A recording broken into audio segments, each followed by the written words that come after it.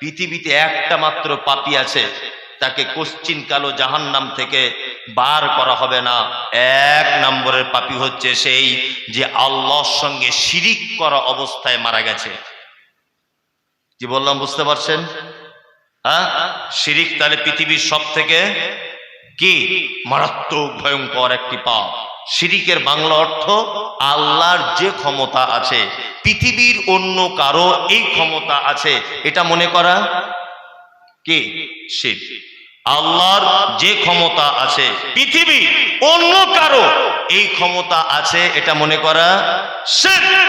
রুজি মালিককে, হায়াত মাওতের মালিক আল্লাহ, সুস্থতা অসুস্থতার আল্লাহ। চারটে আংটি পড়ে আছে হাতে, চারটে পাথর, বলছে এটা ঘন ঘন পেচ্ছাপ হয়, এটা আমার বউ ভালোবাসে না তাই, আর এটা ব্যবসায় উন্নতি হওয়ার জন্যে, আর এইটা বলছে এটা আর কি বলবো, এটা ঘোড়ার ডিম এমনিতেই পড়েছি। ভালো করে বুঝবেন, চারটে হাতে চারটে আংটি, এটা ঘন ঘন পেচ্ছাপের, রাতে চমকে ওঠে, বউ ভালোবাসে না, এইসব কারণে চারটে আংটি পরে বসে আছে। আর এই আংটির পাথর কলকাতায় বিক্রি হয় বড় বাজার, 40-50 টাকা কেজি। আমি বলে দিচ্ছি ঠিকানা, আপনি যদি যান তাহলে গিয়ে কিনে আনবেন প্রয়োজন যদি হয়। না খোদা মসজিদের মেন গেটে ঢোকার সময়তে দুই দিকে শুধু দেখবেন তাবিজের দোকান, তাই না? গেছেন কলকাতায়? শুধু তাবিজ, শুধু তাবিজ।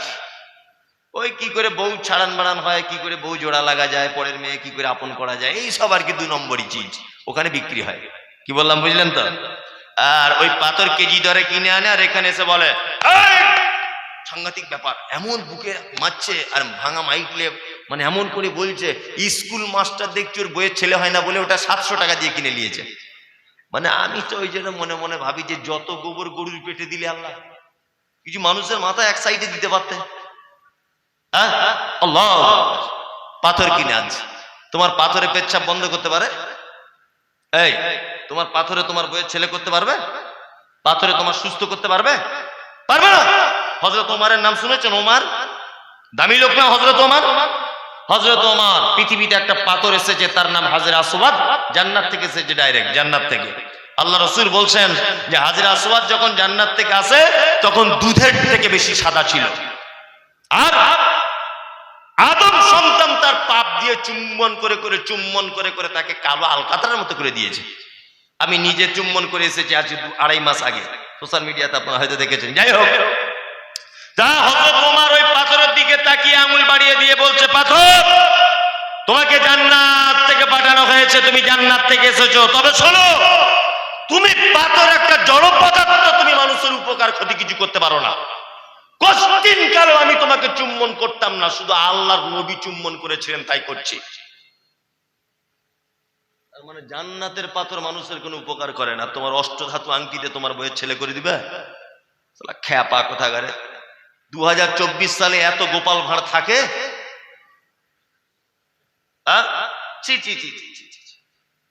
তাবিজ দিচ্ছে, বলছে এটা কিসের হুজুর? বলছে দোকানে বেচা কেনা বেশি হবে। তা হুজুর কত দিব? বলছে 30 টাকা দেয়। ভালো করে, আচ্ছা বেচা কেনা বেশি হওয়া মানে কি? আমি কোটিপতি হয়ে যাব, আমি ধনী হয়ে যাব, তাই না? তাই তো? আচ্ছা, তা আমাকে তাবিজ বেচেছে কত টাকায়? 30 টাকা। আমি বলছি এই তাবিজে যদি এত পাওয়ার, এর কারণে আমি যদি ধনী হয়ে যাই, তা তুই কেন হারাম করে 30 টাকায় বেচলি? হ্যাঁ, তুই তোর বাড়িতে টাঙিয়ে রাখ। কি বলছি বুঝতে পারছেন না? তুই ধনী হবি, তুই কেন বিক্রি করতে গেলি? আমি একটা কথা বলি, মাদ্রাসায় যখন পড়তাম এলেম বাজারে বীরভূমে, তা শিয়ালদা স্টেশনে একদিন দাঁড়িয়ে আছি, একটা লোক দেখি টিয়া পাখি নিয়ে বসে আছে খাঁচার ভিতরে, কলকাতা শিয়ালদা স্টেশনে। তা আমি গিয়ে বলছি কি ব্যাপার, টিয়া পাখির কারবার? বলছে হাত দেখে বলে দিবে তোমার কি হচ্ছে।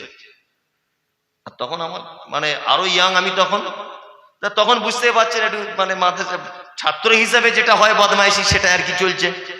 আমি হাত দেখিয়ে বলছি বলো তো আমারটা কি করছে, একটু দেখো তো। তা বলছে সাংঘাতিক ব্যাপার। কি ব্যাপার?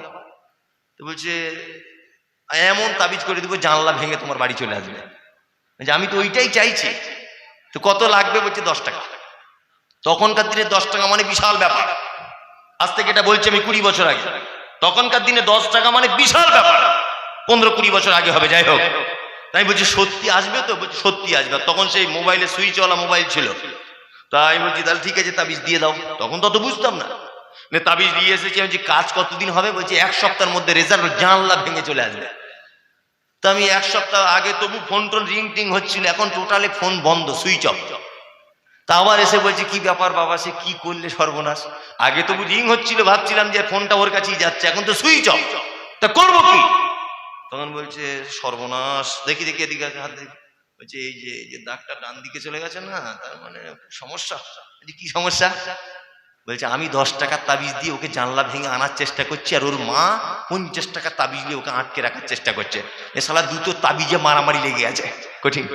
যার পয়সা বেশি তার তাবিজে কাজ বেশি, ওর মায়েরটার দাম বেশি, তো ওই জন্য পাওয়ারফুল তাবিজ। তুমি এক কাজ করো বাপ, 60 টাকা দিয়ে একটা মাল নিয়ে যাও, দেখবে কাজ হয়ে যাবে। তখন আমি বললাম পাক্কা চিটার, পাক্কা চিটার। মাদ্রাসায় পড়া ছেলেদেরকে চিনে না তো? হ্যাঁ, ওরা যে রাস্তা দিয়ে চলে, তো ইবলিশ শয়তান যদি দেখে মাদ্রাসার তালিম ইলম আসছে, তো 5 কিলোমিটার দূরে ওই দিক ঘুরে যাবে। মানে এত আর কি বদমাইশ মানুষ। সব থেকে খারাপ মাল তো মানুষ ওখানে দেয়, ভালো কেউ দেয় না। দেয় সব থেকে খারাপ মাল, বাড়িতে টিকতে পারছে না, বলছে ওইখানে খোঁজবাস করে দিয়া হেডমাস্টারের চুলগুলো উঠে যাক সব টেনশনে। হচ্ছে কি হচ্ছে না? আল্লাহু আকবার। তো মাদ্রাসায় পড়া ছেলে, আমি যখন বলছি বাবা আমার ভালোবাসার মানুষকে আনতে হবে না, আমার একটা ছোট কাজ করে দেন, তো বলছি কি? আমি 60 টাকা তো নাই, তো এক কাজ করুন, আমার হাতটা দেখে একটু বলে দেন তো, আমি লটারির টিকিট কাটবো, 1 কোটি টাকা ফার্স্ট প্রাইজ কোন নাম্বারে বাঁধবে আজকে। বলছি ওইটা বলা যাবে না, ওইটা চিটিং বাজ। তুমি হাত দেখে বলে দিতে পারছো কার সাথে আমার ভালোবাসা, কে জানলা ভেঙে আসবে। আর চিটিং বাজ তুমি কেন ফুটপাতে বসে আছো? তুমি যা 1 কোটি টাকার ফার্স্ট প্রাইজটা তুমি নাও, কোন নাম্বারে টাকা বাঁধবে তুমি করো। কাজী নজরুল বলেছে, ওরে পীর ফকিরের কথা যদি সত্য হতো, তারা কেন রাস্তার ধারে ভিক মেঙ্গে খেত? কাজী নজরুল বলেছে এটা। পাড়ার একটা সাধারণ লোক, এই বড় বড় গোপ, 1 ওয়াক্ত নামাজ পড়ে না, বলছে উরি বাবা কোমরে ব্যথা হলে খুব ভালো ঝাড়াতে পারে, বলে না? অশিক্ষিত লোক, ও কি বলে ঝাড়ায়? কি করে? লাল সুতো, কালো সুতো, তাবিজ, মাদলি, গাছগাছাড়ি গায়ে ধারণ করা শিরক। আর এই অবস্থায় যদি কেউ মারা যায়, জান্নাতে যাওয়া বড় কঠিন। কি বললাম বুঝতে পারছেন? খুব কঠিন। বুঝে তাবিজ তো কোরআনের আয়াত, হুজুর এটা যদি হাতে রাখা যায় ক্ষতি কি? আমি বলছি ওরে বোকা, আপেল খেলে শরীরে রক্ত হয়, ভিটামিন হয়, আপেল গলায় বেঁধে ঘুরলে কাজ হয় না। কাজ হবে? আমার জ্বর, প্যারাসিটামল দিয়েছে ডাক্তার, যদি বগলে নিয়ে ঘুরি জ্বর সারবে? খেতে হবে। তা আল্লাহ বলছেন নুনাজ্জিলু মিনাল কুরআন মা হুয়া শিফা, নিশ্চয় আমি কোরআন অবতীর্ণ করেছি, এর ভিতরে মুমিনদের জন্য রয়েছে আরোগ্য, কল্যাণ। মুমিনদের এতে চিকিৎসা হবে কিসের মাধ্যমে? তেলাওয়াতের মাধ্যমে। কি বললাম বুঝলেন? তেলাওয়াত করার মাধ্যমে, এটা পড়ার মাধ্যমে। এর ভিতরে যত কল্যাণ, যত রকমের আল্লাহর দয়া রহমত আপনি চাইছেন, কোরআন তেলাওয়াতের মাধ্যমে। এই দেখুন, আপনাকে একটা পদ্ধতি শেখায়, বাস্তব না অবাস্তব আপনি নিজে বলবেন। আচ্ছা, ঘুমোতে যাবার সুন্নত কেমন করে আপনারা জানেন? এক, এশার নামাজ পড়ে ঘুমিয়ে যেতে হবে, তাই তো? ঘুমাবেন কেমন করে? ডান দিকে করট করে ঘুমাবেন। ঘুমের ঘরে আপনি ডিগবাজি মারুন, ওতে সমস্যা নেই, তবে সময় যখন শুবেন ডান দিকে করট করে। কি বলে শোবেন? আল্লাহুম্মা বিইসমিকা আমুতু ওয়া আহইয়া বলতে হবে না? বলবেন। চলুন, আলো যদি জ্বলে থাকে বন্ধ করে দিবেন, এটা হাদিসের নিয়ম বলছি। কি বললাম বুঝলেন? আপনার ঘুম অবস্থাতে রাতে যদি কিছু খারাপ স্বপ্ন যদি আপনি দেখেন, বাম দিকে ঘুম ভেঙে গেলি বাম দিকে 3 বার থু থু থু হয়ে গেল।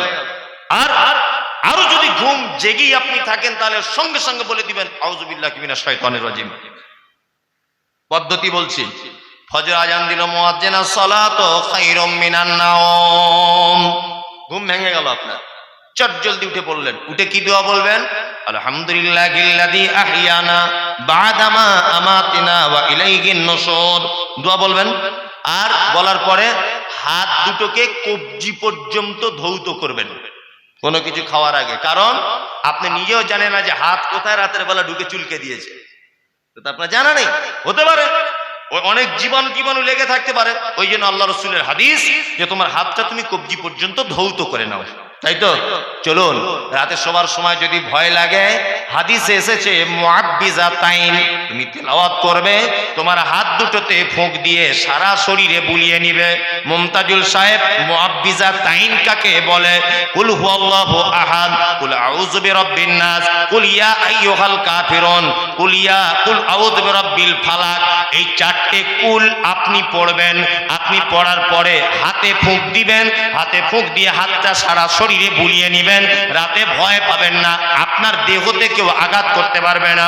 বিশ্বনবী বলেছেন, তুমি যদি রাতের বেলা তোমার সম্পদটাকে তুমি যদি আগলে রাখতে চাও, তোমার বাড়িতে মাল রয়েছে, তুমি চৌকিদার রাখনি, তোমার কোনো কাজের লোক নাই, তুমি যদি তোমার সম্পদকে যদি আল্লাহর রাস্তায় জিম্মেদারি দিয়ে দাও, তাহলে এই দোয়াটা একবার পড়ে নাও। আল্লাহু লা ইলাহা ইল্লা হুয়াল হাইয়ুল কাইয়্যুম লা তাখুযুহু সিনাতুন ওয়ালা নাউম লাহু মা ফিস সামাওয়াতি ওয়া মা ফিল আরদ। অর্থাৎ আয়াতুল কুরসিটা তুমি একবার পড়ে নাও। এবার আপনাকে বলছি, রাতে চারটে কুল পড়ে হাতে ফুঁক দিয়ে সারা শরীরে বোলাবেন, ভয় লাগলো না, আর লাগবে না, এটা আল্লাহ বলছেন। আর আপনার সয় সম্পত্তি মালটাল আপনি যদি আল্লাহর জিম্মেদারিতে যদি দিয়ে দিতে চান, আয়াতুল কুরসিটা পড়বেন। ভালো করে বুঝবেন। আপনি হুজুরকে গিয়ে এটা বলছেন, রাতে চমকে চমকে উঠি, হুজুর রাতে চমকে চমকে উঠি। হুজুর বলছে, দাঁড়া একটা তাবিজ দিয়ে দিই 60 টাকা দামের। হুজুর তাবিজ দিয়ে দিল। হুজুর কত বড় গাধা, হুজুর এটা বলে দিল না যে আল্লাহর নবী বলেছেন চারটে কুল পড়ে তুমি এরকম গায়ে ফুঁক দিয়ে নাও। হুজুর যদি এটা বলতো, আপনি যদি কুল হুয়াল্লাহু আহাদ এই সূরাটাও যদি পড়তেন, প্রত্যেক অক্ষরে 10টা করে নেকি হতো কি হতো না? হতো, হতো। এখানে হুজুর দুটো জিনিসকে কবর দিয়ে দিয়েছে। এক, আল্লাহর নবীর পদ্ধতিকে কবর দিয়েছে তাবিজের মাধ্যমে। দুই, আপনার প্রত্যেক অক্ষরে 10টা করে নেকি থেকে এই বদমাইশ হুজুর আপনাকে বঞ্চিত করেছে। কি বলছে বুঝতে পারছেন? একদম তাবিজ মাদুলি শীত মুশরিক হয়ে যাবেন আপনি। আপনার কাছে বিনীত অনুরোধ, আপনি এই সমস্ত জিনিস থেকে চলে আসবেন। দুটোর ব্যাখ্যা করে দিলাম, মুনাফিক আর মুশরিক, তাই না?